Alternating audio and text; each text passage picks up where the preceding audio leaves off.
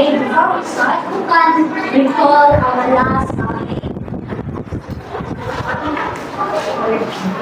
Okay, Sharifa, please stand up.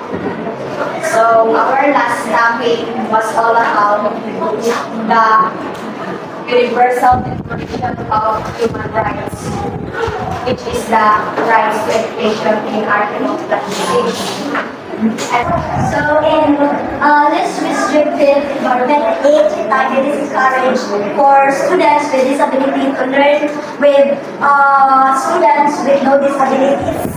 When the students with disability thrive in a gen so there is mixed learning practice. And in idea time, students with disabilities and students with no disability should learn together. It is encouraged and they practice the short which they give specialized services in order for the students with disabilities na ma-thrive sa classroom. And students with disability will only be pulled out in an inclusive classroom or inclusive classroom if the students with disability is severe na kayo yung disability. That even with the supports given with the students, hindi siya ma-thrive sa classroom. That's when they pull out na nila ang students and they actually become na sila sa sila. So here are the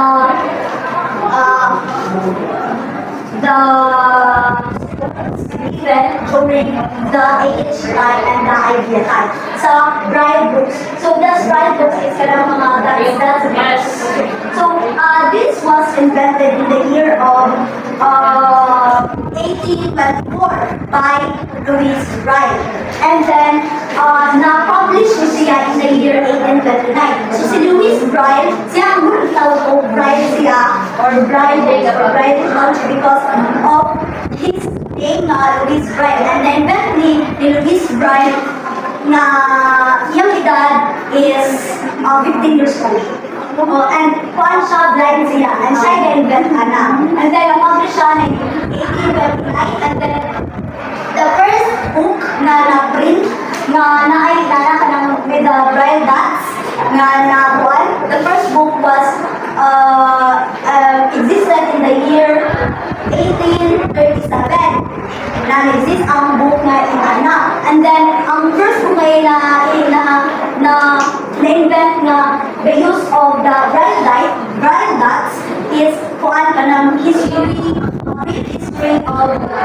France na title sa book with the use of the gamit sila ng Braille na as it continues well the implementation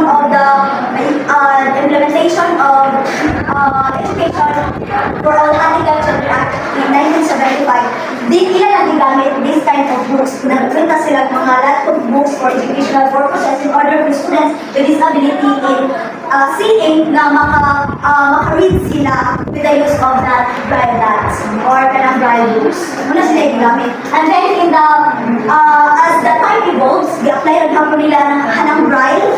As time evolves and then the idea time exists and then the Braille technology launched in the year of 1837. In the year of 1987.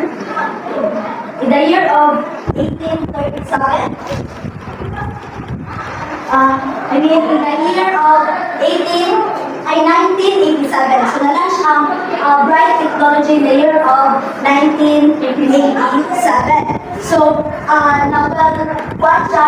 na-implement, na-use siya in the year of the idea time, which is in 1990. Nagamit sila ang kanang Braille technology. Because kani siya refresh ako,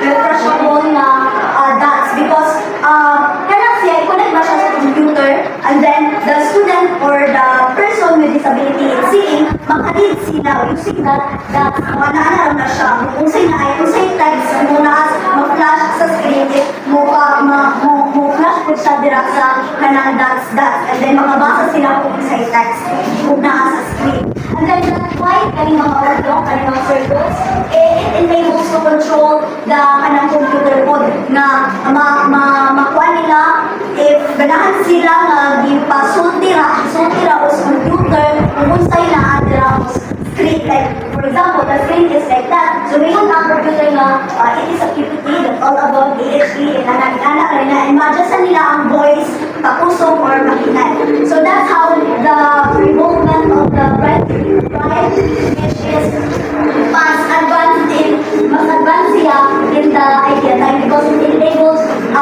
students with disability in idea time na dili lang manumano ang pagbasa sa books but also makakuha na sila speech ra ba ang textbook kung saan nasa libro or kung saan nasa also napoy opportunity for the students with disability na maka-access to technology. So na siya. So na-gets ra? Yes.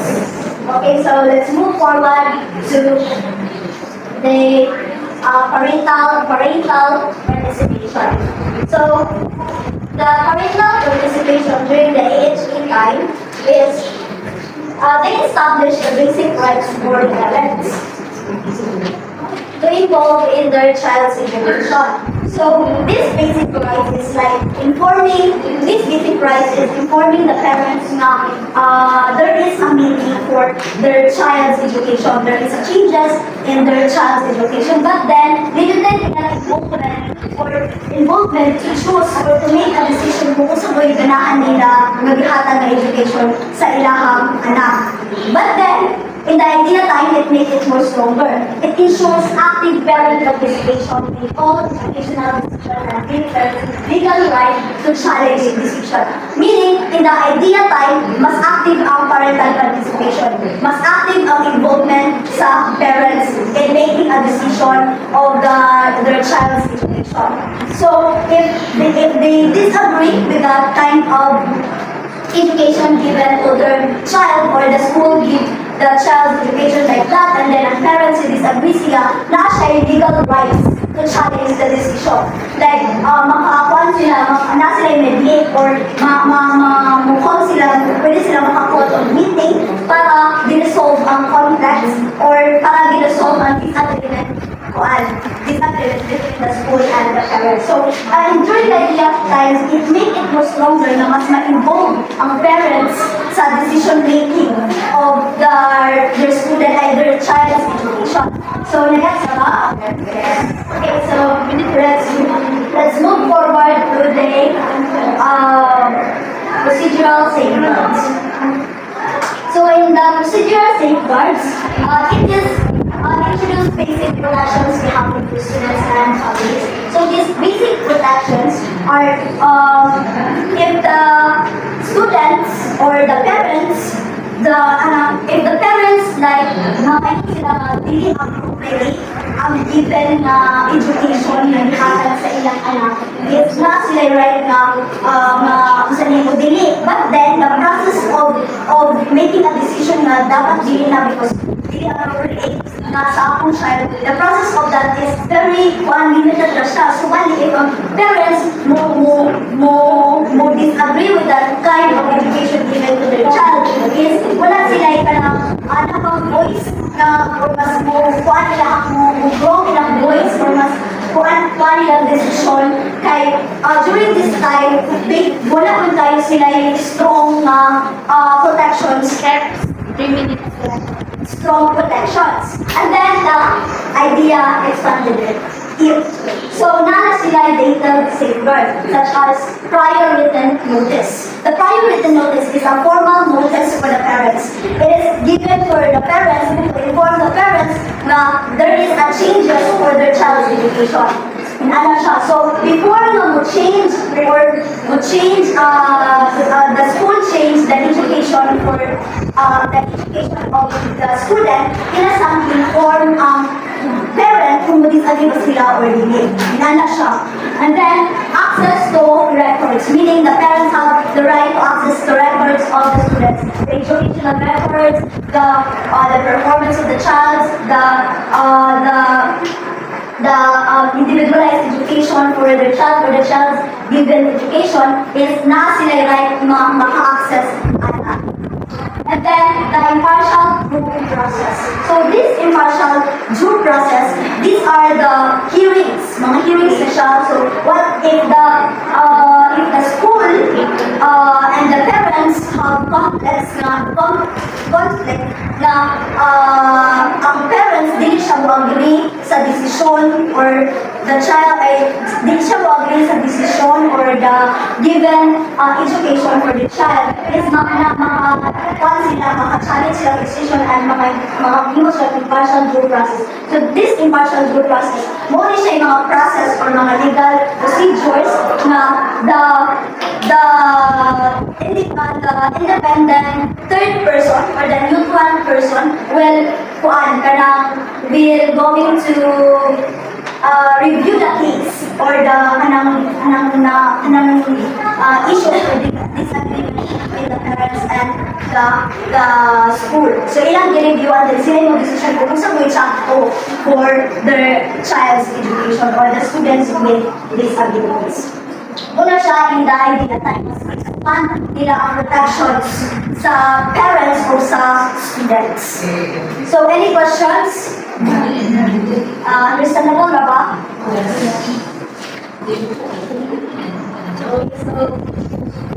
Wala na yung questions. So, na-answer nyo? Yes. Sige, katong na yung mga questions sa inyong notebook. Questions at usa or duwa. From your notes.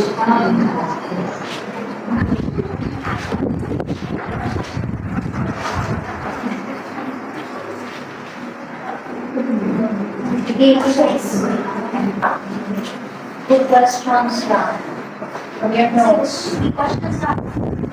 Since that's a notes where it's not questions to clarify. Kenneth.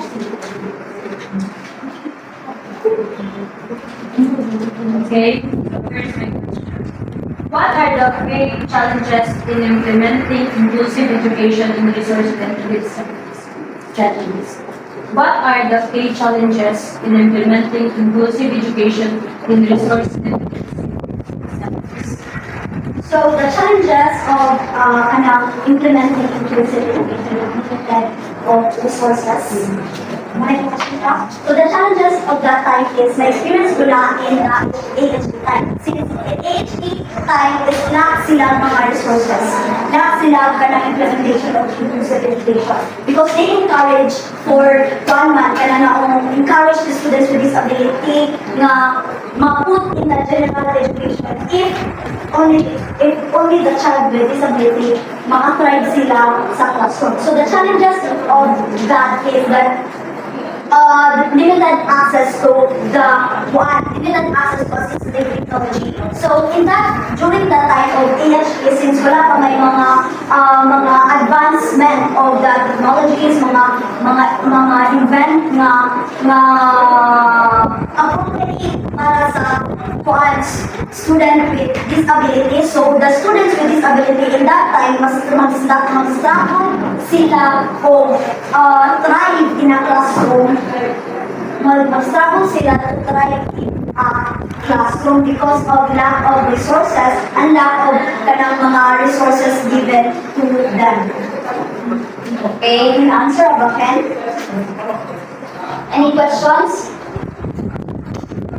You mentioned earlier that IPA is kuan na atong mga parents is dili kayo ilang mga suggestions para sa ilang mga bata is dili kayo kuan dili kayo dumog ka. So, giunsa nila to pagkuan pagkuan. So during that time, in the AHE time since, paano naman sila ng basic rights naman nila ang of course, nilaban sila na dapat ang education sa akong anak is an dapat ang akong decision is masunod. So, but that process of legal rights na paglaban nila is dili siya kaayo mag-grow or dili kayo siya ano na may appropriate process ba na ma-implement ang decision sa parents or ma-involve ang parents' participation. So, kung na-ano po China.